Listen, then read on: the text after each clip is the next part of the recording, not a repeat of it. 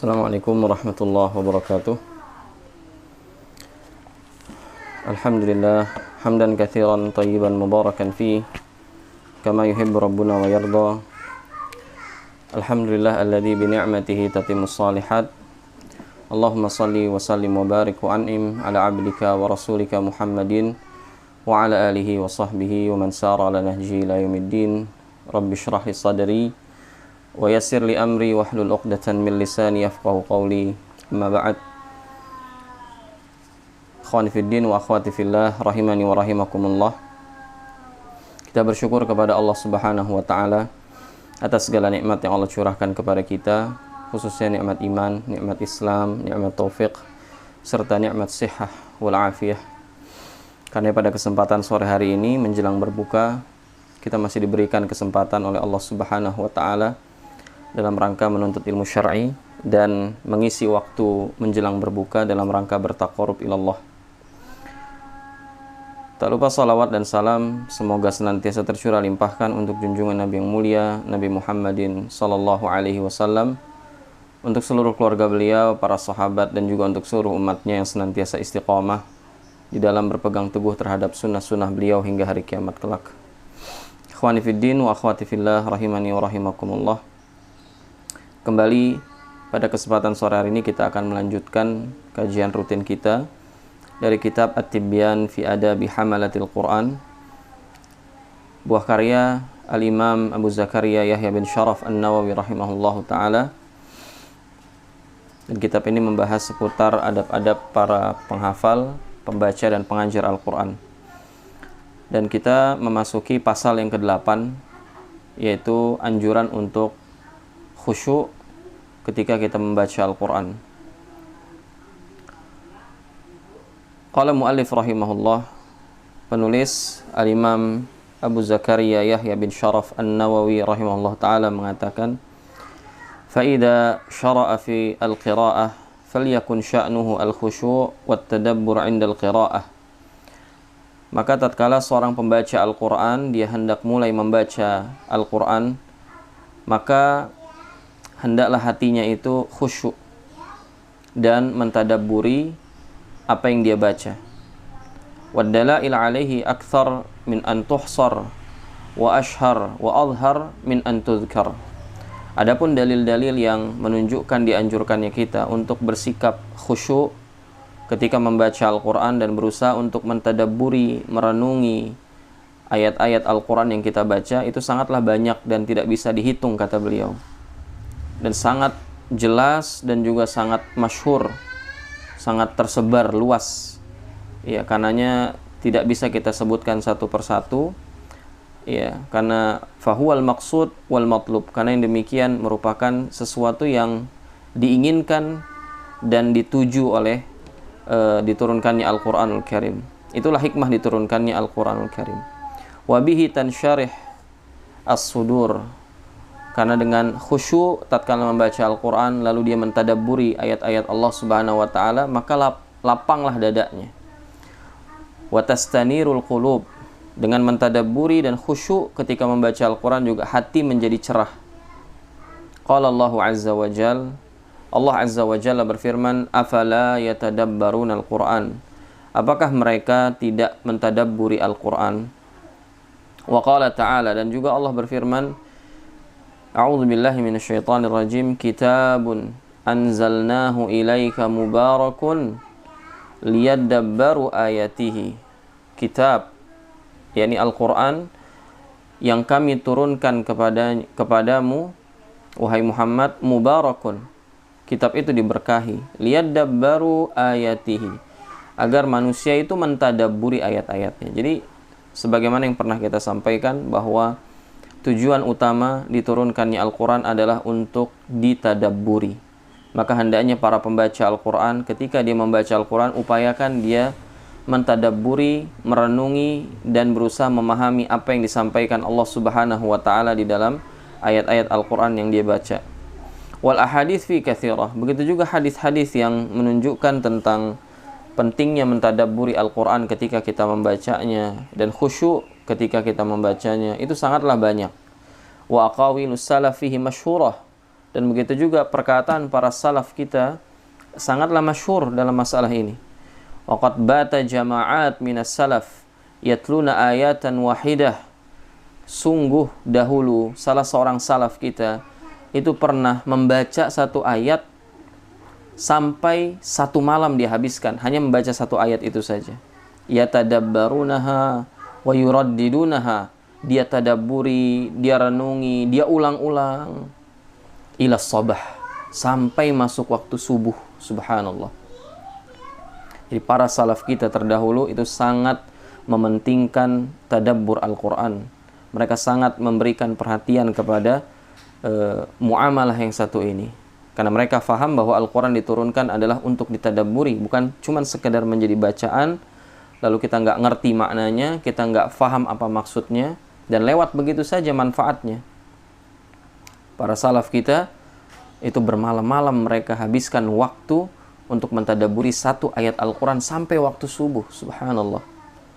Waqad sa'iqa jama'at minas salaf indal qira'ah. Dan bahkan ada yang pingsan, sebagian salaf kita dulu, ketika mereka membaca Al-Quran. Wa mata jama'at minhum halal qira'ah. Bahkan tidak sedikit di antara mereka yang wafat karena membaca ayat Al-Quran. Apa maksudnya? Karena mereka mengerti apa yang disampaikan oleh Allah Subhanahu wa Ta'ala. Yang mereka baca adalah ayat-ayat azab. Yang mereka baca adalah ayat-ayat yang bercerita tentang kejadian yang pasti terjadi pada hari kiamat. Sehingga membuat mereka takut, membuat dada mereka berdebar-debar, membuat hati mereka terguncang. Dan sampai banyak di antara mereka itu wafat ketika membaca Al-Quran dan mereka melewati ayat-ayat siksaan. Bahkan terkenal salah seorang ulama besar, Ali bin Fudail ibn Iyad rahimahullah ta'ala, salah seorang putra dari ulama tabi'in, Fudail bin Iyad rahimahullah ta'ala, itu memiliki sensitivitas yang sangat kuat terhadap Al-Quran. Sampai-sampai para ulama kita menyebut Ali bin Fudail bin Iyad rahimahullah sebagai qatilul Quran, orang yang terbunuh karena mendengarkan Al-Quran. Subhanallah. Ikhwatal iman rahimani wa rahimakumullah. Mungkin nggak sampai di akal kita. Mungkin kita belum bisa untuk mencerna bagaimana ada orang terbunuh karena mendengarkan Al-Quran. Ikhwatal iman rahimani wa rahimakumullah. Itulah keadaan salaf kita terdahulu. Mereka mengerti, mereka mentadabburi ayat-ayat Allah Subhanahu wa Ta'ala, sehingga mereka mengerti betul betapa besarnya siksaan Allah Subhanahu wa Ta'ala bagi orang-orang fasik, bagi orang-orang zalim. Mereka mengerti betul konsekuensi yang mereka akan hadapi ketika mereka bermaksiat kepada Allah Subhanahu wa Ta'ala, dan sehingga hatinya dipenuhi rasa takut kepada Allah Subhanahu wa Ta'ala. Maka tatkala mereka melewati ayat-ayat azab, ayat-ayat yang berbicara tentang neraka dan kedahsyatannya, mereka pun bangkit sensitivitasnya. Lalu mereka pun akhirnya jatuh pingsan. Dan tidak sedikit dari mereka yang meninggal, sebagaimana dialami Ali bin Fudail ibn Iyad rahimahullah ta'ala. Rawaina an Bahz ibn Hakim. Al-Imam Nawawi rahimahullah mengatakan, kami meriwayatkan dari Bahz bin Hakim rahimahullah ta'ala, anna Zurarah bin Awfa, bahwasannya Zurarah bin Awfa at-tabi'i al-jalil, salah seorang tabi'in yang mulia, ammahum fi salatil fajr. Beliau mengimami manusia di salat subuh. Faqara'a, lalu beliau membaca surah hatta balagha, sampai beliau melewati firman Allah Subhanahu wa Ta'ala, fa idza nuqira fin naqur fadzalika yauma idzin yaumun asir. Maka tatkala sangkakala itu ditiupkan, maka itulah hari yang sangat berat, kata Allah Subhanahu wa Ta'ala. Apa yang terjadi, ikhwatal iman rahimani wa rahimakumullah? Kharra mayyitan. Zurarah bin Awfa rahimahullah wafat karena baca ayat itu. Allahu akbar. Qala Bahas, maka Bahas bin Hakim rahimahullah mengatakan, fakanata fi man hamalah. Fakanata fi man hamalah. Jadi subhanallah, itu yang dirasakan oleh orang-orang yang memahami Al-Quran. Itu orang yang betul-betul dekat dengan Al-Quran, orang yang mengerti maknanya, orang yang menyelami lautan hikmah yang ada di dalam Al-Quran, petunjuk yang ada dalam Al-Quran. Sehingga ketika melewati ayat-ayat yang berbicara tentang dahsyatnya hari kiamat sedikit saja, itu langsung jatuh di jantung. Subhanallah. Kenapa bisa demikian? Ikhwatal iman rahimani wa rahimakumullah. Yang demikian karena orang itu berusaha untuk mentadabburi Al-Quran. Dan lagi-lagi kita berbicara di forum yang terbatas ini, inilah yang menunjukkan pentingnya kita untuk membaca Al-Quran dan mentadabburi maknanya. Bukan sekedar hanya lewat begitu saja Al-Quran tanpa kita mengerti. Beli buku-buku tafsir. Datangi, hadiri, akses setiap kajian-kajian yang berbicara tentang tadabbur Al-Quran atau tafsir Al-Quran. Dan itu sangat bermanfaat bagi kehidupan hati kita. Dan hal seperti ini banyak dialami para ulama salaf kita terdahulu. Ini bukan hanya hitungan 1-2 orang. Ya, banyak di antara mereka yang pingsan atau bahkan sampai wafat ketika membaca Al-Quran. Wa kana Ahmad bin Abil Hawari rahimahullahu ta'ala. Dan bahwasanya dulu Ahmad bin Abi Hawari rahimahullah wa huwa fi raihanati Syam, wa huwa raihanatu Syam, dan beliau adalah wewangiannya Syam, permatanya negeri Syam. Kama qala Abul Qasim Al-Junaid, sebagaimana diungkapkan oleh Abul Qasim Al-Junaid rahimahullah, idza quri'a indahul Qur'an yasihu wa yas'aq. Kalau dibacakan Al-Quran di hadapan Ahmad bin Abil Hawari rahimahullah, maka sungguh dia akan berteriak dan dia akan jatuh pingsan seketika. Lagi-lagi ini menunjukkan betapa kuatnya sensitivitas para ulama salaf kita terdahulu ketika dibacakan ayat-ayat Al-Quran di hadapan mereka. Qala Ibn Abi Dawud, berkata Ibn Abi Dawud rahimahullah, wa kana Al-Qasim ibn Uthman Al-Ju'i. Dahulu Al-Qasim bin Uthman Al-Ju'i rahimahullah ta'ala yunkiru dhalika ala Ibn Al-Hawari, Ibn Abil Hawari. Dahulu Al-Qasim ibn Uthman Al-Ju'i mengingkari apa yang dilakukan oleh Abul Hawari rahimahullah ta'ala. Wa kana Al-Ju'i fadilan min muhaddithai ahli Dimashq. Dan bahwasannya Al-Ju'i ini, ya, Al-Qasim ibn Uthman Al-Ju'i ini merupakan salah seorang ahli hadis yang sangat utama di negeri Syam, di Damaskus pada saat itu. Wa yaqdumu fil fadl ala Ibn Abil Hawari, dan keutamaannya dikatakan di sini mengalahkan keutamaannya Ibn Abil Hawari, orang yang tadi dikisahkan kalau dia mendengar orang membaca Al-Quran dia langsung berteriak dan pingsan. Nah, hal itu diingkari oleh Al-Qasim bin Uthman Al-Ju'i. Qal, ia berkata, wa kadzalika ankarahu Abul Jauza wa Qais ibn Habtar, dan begitu juga hal demikian, yakni mendengar Quran kemudian dia berteriak dan langsung jatuh pingsan, ini diingkari oleh Abul Jauza rahimahullah dan Qais bin Habtar dan yang lainnya. Namun perhatikan apa yang disampaikan oleh Al-Imam An-Nawawi rahimahullah. Qultu, aku mengatakan, was-shawab adamul inkar illa ala man i'tarafa bi annahu yaf'aluhu tasannu'an.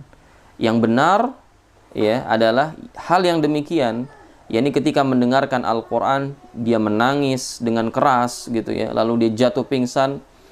Yang demikian tidak boleh diingkari, kecuali yang mengakui bahwasannya dia melakukan itu cuman pura-pura, cuman pengen dikatakan zuhud, cuman pengen dikatakan alim, cuman pengen dikatakan ngerti dan faham ayat-ayat Al-Quran. Ini yang nggak boleh, kata Imam An-Nawawi rahimahullah. Adapun kalau itu natural, spontanitas, ketika dia mendengarkan Al-Quran lalu terbawa dan dia menangis dengan keras lalu dia berteriak, ya, artinya berteriak di sini nangisnya itu kencang sekali, ya, lalu dia jatuh pingsan, hal ini nggak boleh diingkari kalau seandainya itu bukan yang dibuat-buat.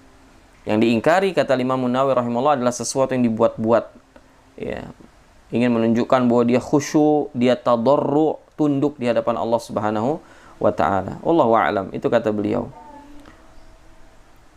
Wa qala Sayyid Al-Jalil Dzul Mawahib wal Ma'arif, dan berkata As-Sayyid Al-Jalil yang memiliki banyak karunia dan pemahaman, yaitu Ibrahim Al-Khawwas rahimahullahu taala. Dawaul qalb khamsatu asya. Kata Ibrahim ibn Al-Khawwas rahimahullah, obat hati itu ada 5. Penawar hati itu ada 5. Yang pertama, qiraatul Quran bitadabbur, membaca Al-Quran dengan mentadabburi maknanya. Yang kedua, wa khala'ul batn, mengosongkan perut. Ya, jangan terlalu banyak makan, jangan terlalu banyak memasukkan makanan ke dalam perut kita. Khala'ul batn, ya, mengosongkan perut. Wa qiyamul lail, dan salat di malam hari. Wa tadarru' inda sahar, ya, tunduk dan khusyuk di waktu sahur, beristighfar, memohon ampun kepada Allah Subhanahu wa taala. Wa mujalasatus salihin, dan yang terakhir, yang kelima, duduk-duduk bersama orang-orang yang saleh. Ya, ini 5 obat hati bagi siapa yang merasa hatinya keras, sulit untuk mengingat Allah Subhanahu wa taala, sulit mentadabburi Al-Quran. Maka yang pertama, dia harus upayakan mentadabburi kalam Allah, baca buku-buku tafsir, ikuti kajian-kajian tadabbur Al-Quran atau tafsir Al-Quran. Lalu kosongkan perutnya, karena banyak makan, sebagian ulama mengatakan dia akan mengeraskan hati kita. Lalu yang ketiga, qiyamul lail, biasakan sholat malam. Silakan pilih, antum boleh pilih di awal malam ba'da isya, atau nanti di sepertiga malam terakhir, atau boleh dua-duanya. Dan subhanallah, yang keempat, at-tadarru' inda sahar, ya, tunduk dan khusyuk di waktu sahur. Lihat 4 hal ini, subhanallah, ini ada di momentum Ramadan. Mentadabburi Al-Quran, kemudian mengosongkan perut, salat di malam hari, lalu kemudian tadarru', tunduk di hadapan Allah pada waktu sahur, merendahkan diri di hadapan Allah pada waktu sahur. Lihat 4 hal yang dari 5 hal disebutkan Ibrahim ibn Al-Khawwas rahimahullah ada di momentum Ramadan ini. Maka jangan sia-siakan, saudaraku yang dimuliakan Allah Subhanahu wa taala. Momentum Ramadan jangan sampai berlalu begitu saja. Manfaatkan 5 hal tadi. Ya, 4 itu ada di bulan Ramadan ini. Sementara yang 5, duduk-duduk bersama orang soleh, mungkin untuk sementara waktu kita nggak bisa. Karena hari ini kita harus mengikuti himbauan pemerintah untuk menjaga jarak, social distancing, physical distancing, PSBB, dan seterusnya. Karena hal ini mungkin menghalangi kita dari duduk-duduk bersama orang soleh. Tapi 4 hal tadi tentu terbuka lebar untuk kita lakukan. Sekian, semoga bermanfaat dan mudah-mudahan bisa mengisi waktu luang menjelang berbuka kita. Dan jangan lupa, ini akhir dari waktu hari Jumat. Di sini ada doa yang mustajab. Karena ikhwatal iman rahimani wa rahimakumullah, manfaatkan detik-detik menjelang berbuka ini untuk memperbanyak doa kepada Allah Subhanahu wa taala. Ya, sampaikan hajat kita dan beristighfar, minta ampun kepada Allah Subhanahu wa taala, minta agar kita semua dimerdekakan dari api neraka. Aqulu qouli hadza wa astaghfirullah li wa lakum wa lisairil muslimina wal muslimat. Subhanakallahumma bihamdik, asyhadu an la ilaha illa anta, astaghfiruka wa atubu ilaik. Wa akhiru da'wana anil hamdulillahi rabbil alamin. Wassalamualaikum warahmatullahi wabarakatuh.